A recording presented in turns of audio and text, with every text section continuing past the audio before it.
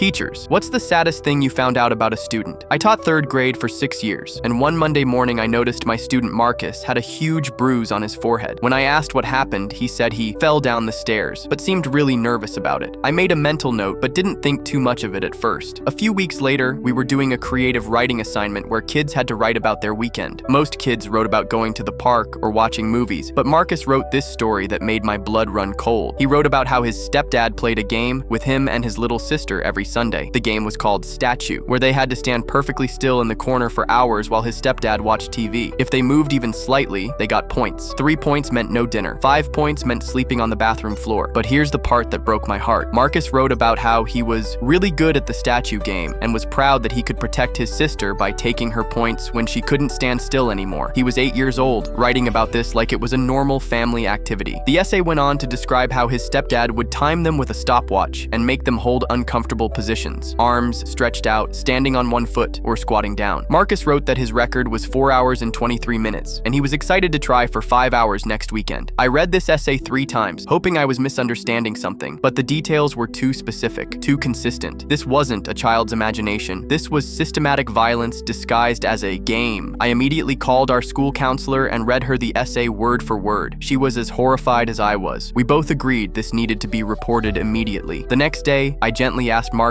about his story during recess. Tell me more about the statue game you wrote about. His face lit up. Oh, I'm getting really good at it. Yesterday I lasted 3 hours without moving. My stepdad said if I can do 5 hours, maybe my sister won't have to play anymore. He was so proud. This little boy thought he was being a hero by enduring torture, so his sister wouldn't have to. I asked him if the game hurt, and he said, yeah, but that's the point. My stepdad says it makes us stronger, and if I'm really good, he doesn't get mad at mom. We called Child Protective Services that afternoon. When they went to investigate, they found many horrifying things. Marcus and his sister were removed from the home that same day. The stepdad was arrested, and the mother was charged with endangerment for allowing it to happen. The worst part, during the investigation, they discovered this had been going on for over a year. Marcus's little sister was only 5 when it started. She'd spent half her life thinking this was normal. I stayed in touch with their caseworker, and both kids were placed with their grandmother in another state. Marcus is in 8th grade now and doing well. His sister is thriving too. Some kids grow up too fast because they have no choice.